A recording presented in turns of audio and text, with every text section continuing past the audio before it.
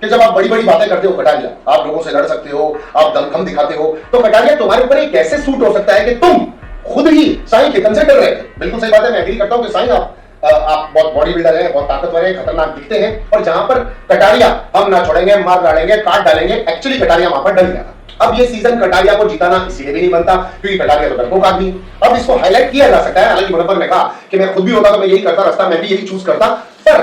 तू जिस तरह की बातें करता है तेरे पे ये सूट नहीं होता। बात तो बिल्कुल सही है, कटारिया बातें तो बड़ी बड़ी करता ही है कि हमारे यहाँ तो सीधा जूते देवे, ये करें वो करें, बातें तो आप इतनी बड़ी बड़ी कर रहे थे और आपकी फट तो गई थी उस समय। ये सिचुएशन तो 100% क्लियर है, और वहां पर उन्होंने एल्विश का एग्जांपल दिया कि एल्विश तो नहीं डरता है, राइट। तो ये बात बिल्कुल सही है कि एल्विश के तो हम जलवे अंदर भी और बाहर भी सुन रहे हैं कि वो कुछ कहीं पर भी गुस्सा आया तो कुछ ना कुछ कर गुजरता है। तो ये भी बात बहुत क्लियरली दिखती है कि हाँ कटारिया आप यहाँ पर गलत साबित होते हैं। दोस्त भी आप अच्छे साबित नहीं होते, क्योंकि दोस्ती के मैटर पर आपने जिस तरीके से भाभी को चेकआउट एक्चुअली मार के कहा था,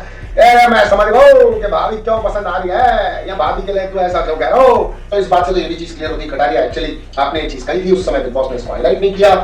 क्योंकि अब आप समझो कि बिग बॉस ने इस चीज को उस समय हाईलाइट क्यों नहीं किया। हम नादान भोले भाले लोग ये सोच रहे थे कि विशाल पर सारा इल्जाम आ गया, कटारिया बात को बदल रहा है, कटारिया बोल नहीं रहा है। हालांकि मैंने आपको कहा था कि कटारिया को लगा कि यहाँ पर मुखबिर बन जाओ, बात की सारी सिचुएशन बिग बॉस के अकॉर्डिंगली चला लो, अगर अपना नाम नहीं आ रहा तो अपना फायदा ही है। यहाँ तक तो बिल्कुल ठीक था बिग बॉस का फाइनल,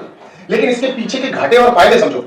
अगर एल्विश को भी एल्विश कह रहा हूं, अगर कटारिया को भी फ्रंट फुट पे बिग बॉस ले आए होते तो शायद एक बहुत बड़े मेजर झगड़े में इन्वॉल्वमेंट कटारिया की भी हो जाती, फिर ये शो कहीं और चला जाता। कटारिया यहां पर एकदम पागल सा होकर के लड़ने लगता,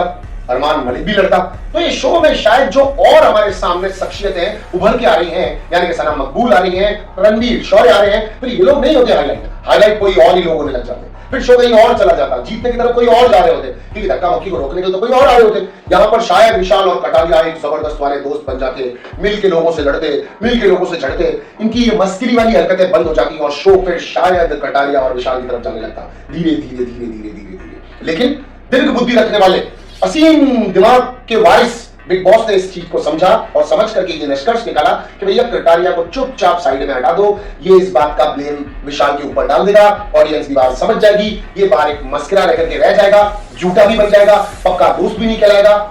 और काम अपना हो जाएगा। तो यहाँ पर कटारिया तो एक